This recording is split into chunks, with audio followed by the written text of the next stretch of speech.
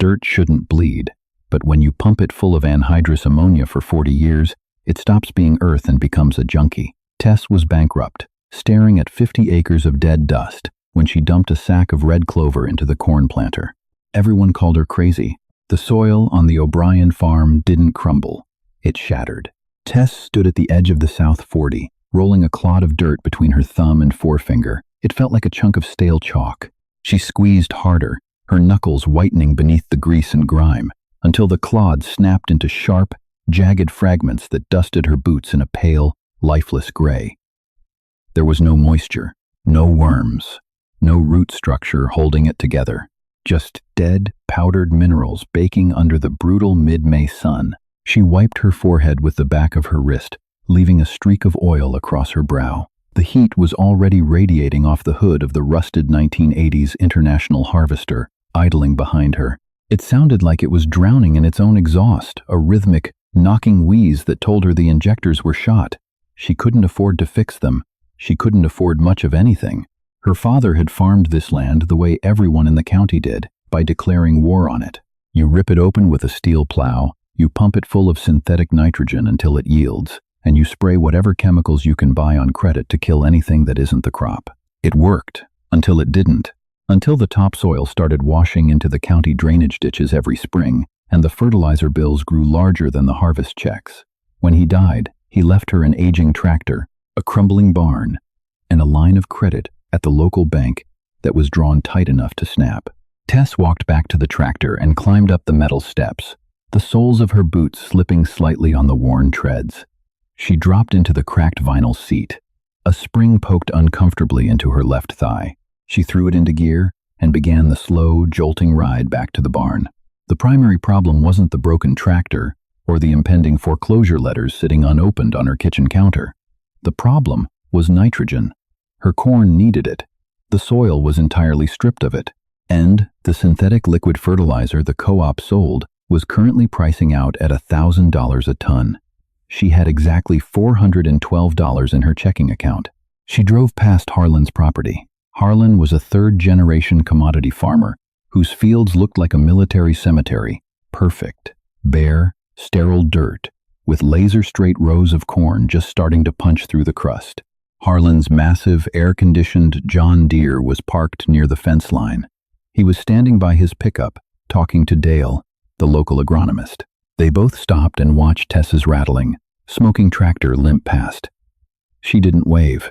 She could see Dale shaking his head. She knew what they thought of her. A stubborn, 32-year-old woman trying to play a man's game with a dead man's deck of cards. That afternoon, Tess drove her battered Chevy pickup into town and parked in front of Carter's Feed and Seed. The bell above the door jingled, a sharp, annoying sound that made the men standing around the coffee pot turn and stare.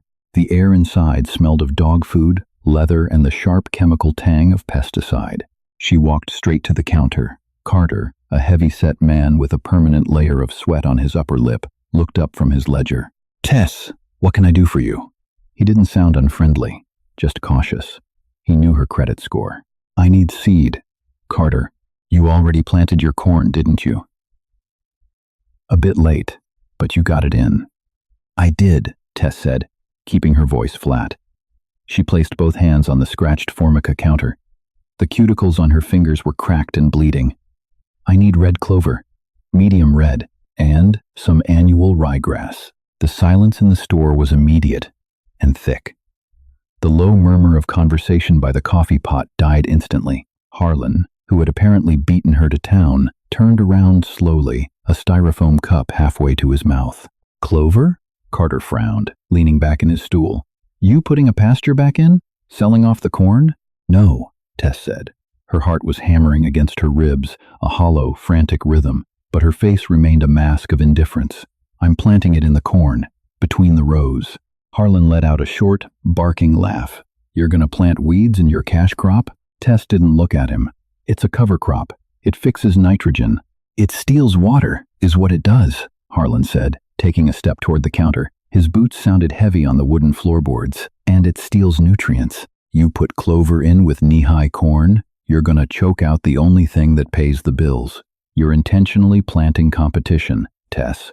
That's suicide." She knew the science, or at least she had read the desperate, late-night forum posts from radical agronomists on the internet. But standing here, in the harsh fluorescent light of the co-op, under the cynical gaze of men who had been farming since before she was born, it sounded like madness.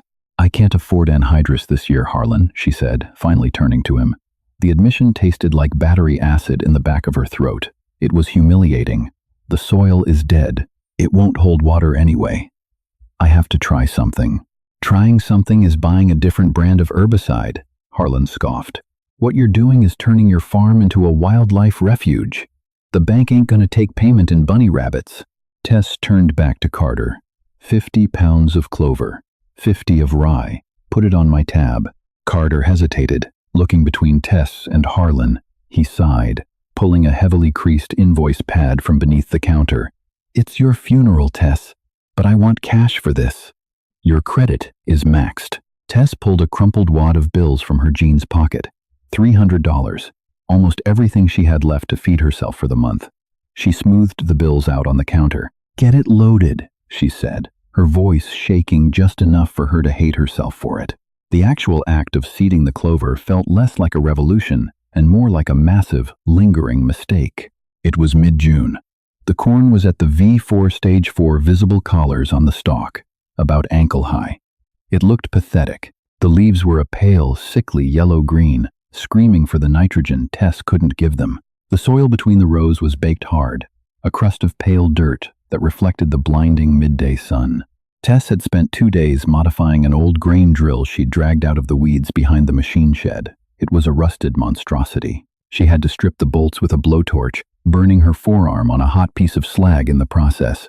The burn blistered instantly, a shiny, angry red welt that throbbed in time with her pulse. She wrapped it in a dirty bandana and kept working. She adjusted the drop tubes, narrowing the spacing so the seed would fall directly into the open dirt between the struggling corn stalks. When she finally got into the field, the mechanics of it were a nightmare. The tractor cab was an oven. The air conditioning had died a decade ago, so she drove with the windows open, inhaling the thick, choking dust kicked up by the drill. Sweat stung her eyes and carved muddy rivers down her neck. Every time she reached the end of a row, she had to manually wrestle the heavy hydraulic lever to lift the drill, her shoulder popping with the effort. She looked back constantly, watching the tiny, hard seeds of clover and rye tumbling onto the cracked earth. They looked so small, so insignificant. "What am I doing?" The thought looped in her mind, loud and relentless over the roar of the diesel engine. "I'm a fraud. I don't know what I'm doing." Harlan was right. She finished the 50 acres just as the sun began to dip below the horizon, painting the dust clouds in bruised shades of purple and orange. She parked the tractor, shut off the engine, and sat in the sudden, ringing silence. Her whole body vibrated from the machinery. She climbed down, her legs trembling, and walked into the field. She crouched down and brushed the dirt with her fingers. The seeds were just sitting there on the surface. They needed rain to germinate. If it didn't rain, the birds would eat her $300, and her corn would die of nitrogen starvation. For a week, the sky remained a hard, cloudless blue. Tess couldn't sleep. She sat on her porch at night, drinking cheap, metallic-tasting beer from a can, listening to the dry wind rustle the dying corn. She felt a profound, suffocating sense of failure. She wasn't saving the farm. She was actively destroying the last thing her father had built. She was the punchline to a joke being told at the diner every morning. Then, on the 8th day, a humid, heavy front rolled in from the west. The air grew thick, smelling of ozone and wet asphalt. The rain came down in a slow, steady soak for 12 hours. 3 days later, the field turned green. But it wasn't the deep, dark green of healthy corn. It was a fuzzy, neon mist that covered the ground between the rows. The clover and rye had germinated with violent enthusiasm. Tess walked out into the field, her boots sinking slightly into the softened earth. She looked down. The clover was sprouting, tiny trifoliate leaves unfolding toward the sun. The rye was shooting up like fine green hairs. And right in the middle of it all, her corn looked smaller than ever, drowning in a sea of new growth. Panic, cold and sharp, pierced her chest. It looked exactly like a weed infestation. If a crop insurance adjuster drove by, They'd write the field off as a total loss. The clover was growing faster than the corn. It was going to swallow it whole. By late July, the heat wave hit. It was a brutal, unrelenting pressure cooker. The thermometer on the porch hit 102 degrees for 5 days straight. The wind blew hot and dry, feeling like the exhaust from a massive furnace. Tess stopped going to town. She couldn't face the looks. She knew what they were saying. Harlan had driven his truck slowly past her field 3 times in 1 week, slowing to a crawl just to stare at the chaotic, tangled mess her farm had become. She walked the rows in the late afternoons, when the heat was slightly less lethal. The clover was thick now, a dense mat of green that reached halfway up her shins. The rye was taller, weaving through the corn stalks. She reached down and touched the leaves of her corn. They were curling inward, a defense mechanism against the extreme heat and lack of water. They're thirsty, she thought, a lump forming in her throat. The clover is stealing their water. She dropped to her knees right there in the dirt, regardless of the mud. She grabbed a fistful of the clover and yanked it out of the ground. The stems were tough, staining her hands green. She threw it away from her, a sudden blinding flash of rage overtaking her.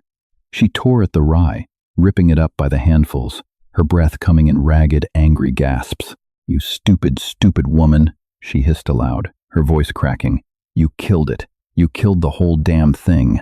She sat back on her heels, chest heaving, staring at the small patch of bare earth she had just violently cleared. Her hands were shaking. She wiped her face, smearing mud across her cheek. The corn was dying. She was going to lose the farm. It was over. She stayed out there until it got dark, sitting in the tangled mess of her own making, letting the mosquitoes bite her arms and neck. When she finally stood up, her joints ached with a deep, heavy exhaustion. She walked back to the house, stripped off her boots, and fell into bed without showering, the smell of crushed green leaves and dry dirt clinging to her skin. She didn't cry. She was too tired to cry. She just stared at the ceiling, waiting for the bank to call. August arrived with a heavy, stifling stillness. The heat hadn't broken, but the air felt pregnant, loaded with moisture that refused to fall. Then, on a Tuesday afternoon, the sky turned a violent, bruised shade of black-green. The wind stopped dead. Even the insects went quiet. Tess stood on her porch, gripping the wooden railing, watching the storm front roll over the plains like a massive, dark wave. When it hit, it wasn't a gentle soak. It was a torrential, angry deluge. Rain fell in solid sheets, hammering against the tin roof of the barn with a deafening roar. Lightning spider-webbed across the sky, followed by thunder that rattled the cheap single-pane windows of the farmhouse. Tess watched the water pour off the roof. Her stomach was tied in knots. A rain this hard, falling this fast on baked, dry ground, meant one thing: runoff. The water wouldn't soak in. It would hit the hardpan crust and sheet off, taking whatever loose topsoil was left straight into the county ditches. It was the final nail in the coffin. The storm would wash her fragile, stunted corn right out of the ground. The storm raged for an hour before moving east, leaving behind a dripping, echoing silence. Tess put on her rubber muck boots and a faded canvas jacket. She dreaded going out, but the anxiety of not knowing was worse. She walked down the gravel driveway, making her way toward the fence line she shared with Harlan. She wanted to see his field first, a morbid curiosity. She reached the wire fence and looked across. Harlan's field was a disaster of mud. The rain had hit the bare, sterile dirt between his perfectly spaced corn rows and turned it into soup. Deep brown gullies had been carved into the earth, miniature rivers carrying thick, muddy water down the slope and pooling into a massive, stagnant lake at the bottom of the field. His corn stalks, tall and previously dark green from the synthetic nitrogen, were leaning precariously in the slop, their shallow roots struggling to hold on in the liquefied dirt. Tess turned away and walked back toward her own South 40. She approached the edge of her field, expecting to see the same devastation, just with more weeds mixed in. She stopped at the end of the first row. She blinked, wiping a drop of leftover rain from her eyelashes. There was no standing water. She took a step into the field. Her boots didn't sink into ankle-deep muck. They pressed into something soft, spongy, and giving.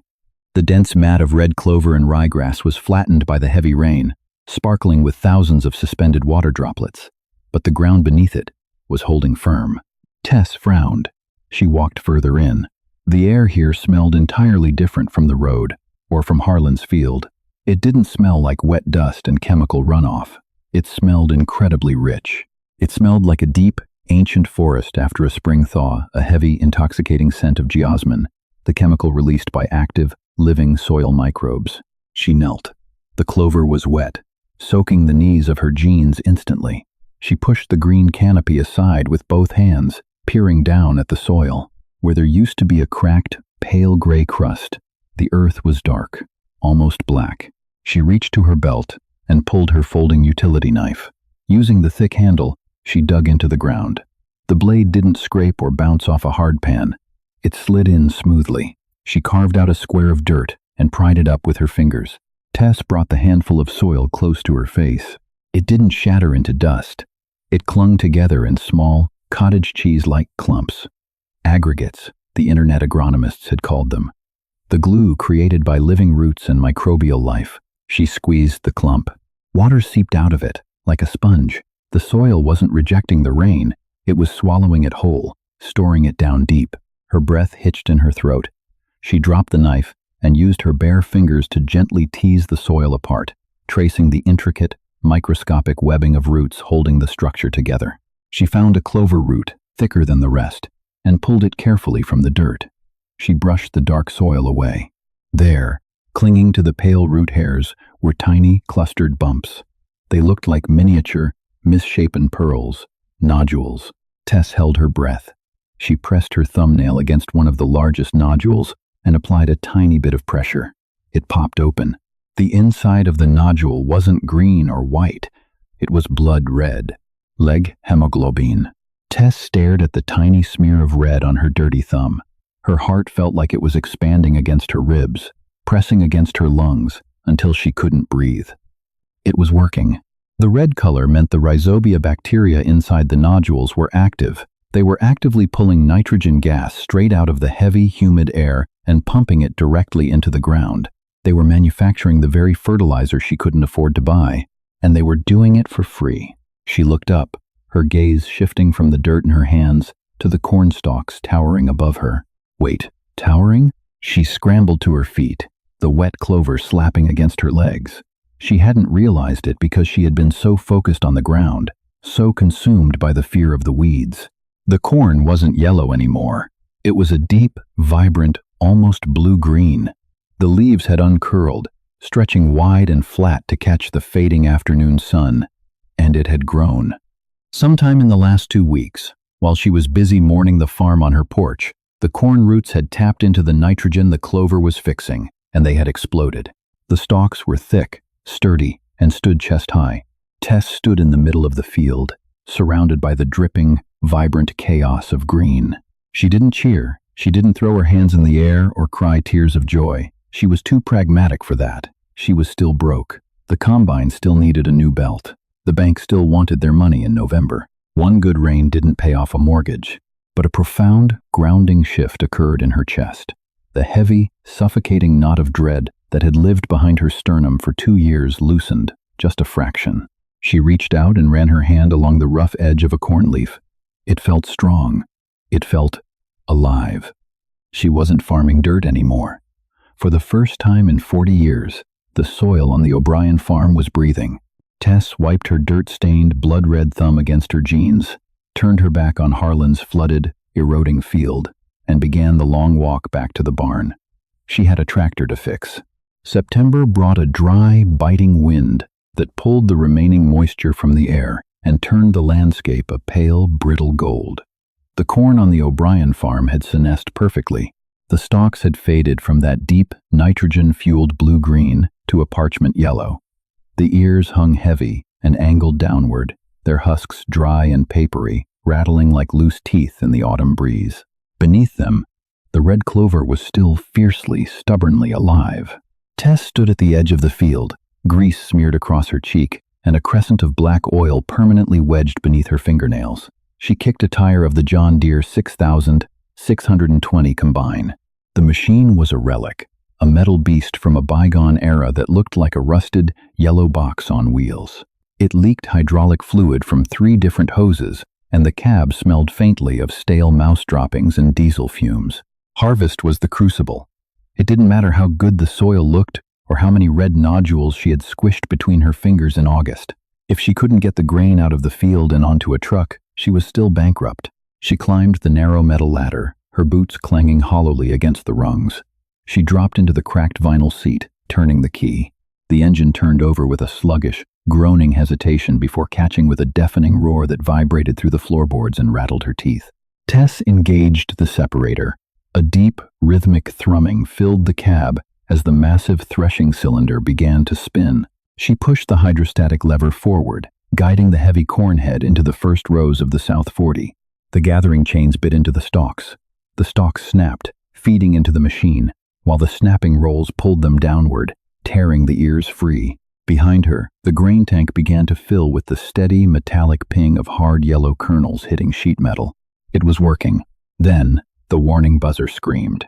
A high-pitched mechanical shriek sliced through the cab. The engine RPMs bogged down, choking. A plume of acrid black smoke belched from the exhaust pipe, momentarily blotting out the sun. Tess slammed the hydro lever back into neutral and violently shoved the header switch off. The machine shuddered and died, leaving a ringing silence in its wake. "Damn it," she hissed, slamming her open palm against the steering wheel. The sting shot up her forearm. She leaned her forehead against the dusty glass of the side window, closing her eyes. She was exhausted. Her lower back throbbed a steady, dull ache, and she had been surviving on lukewarm black coffee and stale saltines for 3 days. She grabbed a heavy steel pry bar from the cab floor and climbed down. The problem was exactly what Harlan had predicted months ago, though not in the way he thought. The Clover hadn't choked out the corn, but it was currently choking out her combine. The corn head was designed to take in dry, brittle stalks that shattered and passed easily through the machine. It was not designed to swallow thick, wet, rubbery mats of living red clover. The gathering chains had grabbed handfuls of the green cover crop, pulling the damp, fibrous vines into the snapping rolls. The wet material had bound up, compressing into a tight, slick knot that completely jammed the steel rollers. Tess wedged the pry bar into the snapping rolls. She threw her entire body weight against the heavy iron rod. It didn't budge. The Clover was packed in like green cement. She spent the next 45 minutes on her knees in the dirt, cursing loudly and inventively into the dry autumn air. She used a serrated hunting knife to hack at the tangled green mess, ripping out handfuls of crushed, damp clover. The smell of bruised vegetation was heavy and sweet, clashing violently with the sharp scent of diesel exhaust. Her knuckles bled where she scraped them against the rusty steel of the header. Sweat stung her eyes, mixing with the dust to form a gritty paste on her face. It was not a triumphant montage. It was a miserable, grinding fight against machinery and physics. When she finally cleared the jam, she stood up, chest heaving, her hands stained green and black. She looked down the long, seemingly endless rows of corn. There were 49 acres left. "I have to raise the header," she thought, wiping her brow with a filthy forearm. "I have to leave the Clover alone."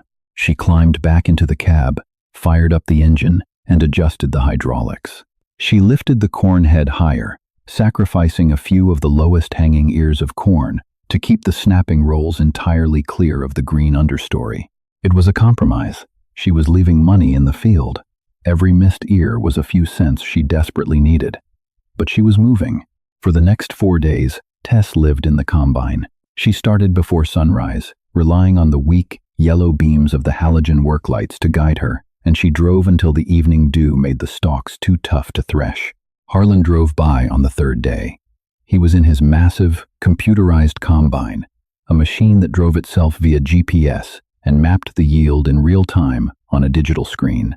He was harvesting the field next to hers, moving at twice her speed. His corn was taller, the ears slightly larger.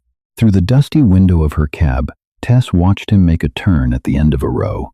He paused, looking over at her battered John Deere. Her field looked messy. Harlan's field behind him was a pristine, barren strip of shaved dirt. Tess's harvested field was a chaotic carpet of chopped yellow stalks settling over a thick, vibrant bed of green clover. It looked untidy, unprofessional. Tess didn't wave. She just kept her eyes on the rows in front of her, adjusting the reel speed, listening to the rhythmic, satisfying roar of the threshing cylinder. The grain tank behind her was filling up. The kernels were a deep, rich gold, heavy and dense. She didn't need to beat Harlan. She just needed to survive him. The line at the county grain elevator stretched half a mile down the two-lane highway. It was a cold Tuesday morning in late October. The air was sharp, smelling heavily of roasted soybean dust and exhaust from a dozen idling semi-trucks. Tess sat in the cab of her father's rusted 1990 Chevy C60 grain truck. The heater was broken, blowing a steady stream of frigid air across her shins. She was shivering in her canvas jacket, holding a travel mug of coffee that had gone cold an hour ago. This was the reckoning. The scale didn't care about soil health, or nodules, or leghemoglobin. The scale only cared about test weight and moisture content. She inched the heavy truck forward as the line slowly progressed. The CB radio crackled occasionally with the dry, clipped voices of local farmers complaining about the basis price at the terminal or the wait time. She kept her radio off. Finally, the light above the scale house turned green. Tess ground the gears into first and pulled the heavy, loaded truck onto the massive concrete platform. The truck settled with a heavy, metallic groan. She cut the engine. The silence was immediate and thick. She grabbed her clipboard and walked into the small, brightly lit scale house. The air inside was stiflingly warm, smelling of stale cigarette smoke and cheap industrial floor cleaner. Carter, the same man who ran the feed store, was working the scale today. He looked up as the door swung shut behind her. "Morning, Tess," he said. His tone was neutral, professional. He pushed his glasses up the bridge of his nose and looked at the digital readout on the wall. "Morning, Carter." He punched a few buttons on his keyboard. A mechanical arm outside lowered into the bed of her truck, plunging into the golden pile of corn to pull a sample. It vacuumed the kernels up through a clear plastic tube and dumped them into the moisture tester on Carter's desk. Tess stood with her hands jammed deep into her pockets. Her heart was beating a slow, heavy rhythm against her ribs. The machine hummed for 30 seconds. It felt like an hour. "Moisture is good," Carter muttered, reading the digital display. 14.5%. "Don't have to charge you for drying." Tess let out a breath she didn't realize she was holding. That was a huge relief. Drying fees at the elevator could easily eat 10% of a harvest check. Her corn had dried down naturally in the field. Carter pressed another button, sending the sample into the hopper to determine the test weight, the density of the grain. High test weight meant nutrient-dense corn, and elevators paid premiums for it. The machine clicked. Carter stared at the screen for a long time. He frowned, leaning closer to the monitor. "What is it?" Tess asked, her voice tighter than she intended. Carter looked up at her, a strange expression crossing his heavy features. It wasn't pity. It was genuine, unadulterated surprise. "Test weight is 62 pounds per bushel," he said slowly. Standard commodity corn usually weighed in around 56 pounds. 62 was exceptionally heavy. It meant the kernels were packed tight with starch and protein. It meant the corn hadn't just survived, it had thrived. "Pull around to pit number 3 and dump it," Carter said, handing her a laminated card. "Come back for your empty weight and your ticket." Tess took the card. Her hand was perfectly steady. "Thanks." She walked back to the truck, started the engine, and pulled over the grated steel pit. She engaged the PTO, raising the bed of the truck. The tailgate swung open, and a river of gold poured into the grates, vanishing into the underground augers with a loud, rushing roar. She watched it in the side mirror, watching a year of panic, debt, and blistered hands flow away into the concrete silo. 20 minutes later, she was back in the scale house. Carter hit print. The dot matrix printer on his desk screamed out a triplicate weight ticket. He tore it off, separated the copies, and handed the white sheet to Tess. "Calculates out to 165 bushels to the acre," Carter said, leaning back in his chair. Tess looked at the number. It wasn't a county record. Harlan, with his anhydrous ammonia, his expensive fungicides, and his bare, eroding dirt, probably pulled 210 bushels an acre. The men at the diner would look at 165 and scoff. But Tess was doing the math in her head. Harlan had spent nearly $900 an acre on inputs, fertilizer, chemical sprays, seed treatments. He needed to yield 200 bushels just to break even with the bank. Tess had spent $15 an acre on a bag of clover and rye. Her yield was lower, but her profit margin was massive. "You want a check cut today, or you putting it on account?" Carter asked, watching her closely. "Cut the check, please," Tess said. Carter nodded. He typed in the current board price and hit print again. He handed her a thin, rectangular slip of paper. Tess looked at the number printed across the center. It was enough to pay off the operating loan. It was enough to buy the parts to fix the injectors on the old International harvester. It was enough to buy groceries that didn't come in a cardboard box. It was enough. "I heard Harlan was giving you a hard time about that green mess in your rows," Carter said quietly, resting his hands on his belly. "Said you were growing weeds." Tess folded the check carefully in half, then in quarters, and slid it into the breast pocket of her jacket. "They aren't weeds, Carter," she said softly. "Well," Carter said, gesturing toward the ticket on the counter, "whatever they are, they sure as hell pay." Tess walked out of the scale house. The cold air hit her face, crisp and clean. She climbed into the empty grain truck and drove back toward the farm. When she pulled into the driveway, the sun was just beginning to dip below the horizon, casting long, bruised shadows across the land. She parked the truck by the barn and killed the engine. She didn't go into the house right away. She walked down to the edge of the South 40. The field was a sea of chopped yellow stalks, but underneath, the red clover was still there. It had been trampled by the massive tires of the combine, beaten down by the header, but it was already standing back up. It was a dense, living blanket, gripping the soil, holding the moisture, preparing to pump nitrogen into the earth all winter long. Tess knelt in the dirt. It didn't shatter like chalk anymore. She pressed her bare hand against the cool, damp earth, feeling the soft, giving texture of the ground. She had broken the rules. She had planted competition in the rows. She had let the farm look like a chaotic, overgrown mess. But as she knelt there in the fading autumn light, surrounded by the quiet hum of a living ecosystem, Tess knew one thing for certain. The soil wasn't bleeding anymore. It was breathing. Tess's gamble proves that sometimes the oldest, most mocked solutions are the exact ones we need to survive. We don't always have to fight the earth. Sometimes we just have to let it breathe. If this story of quiet rebellion and dirt under the fingernails resilience resonated with you, hit the like button. Share this video with someone who needs a reminder that the hard path is often the right one, and don't forget to subscribe for more deep dive stories.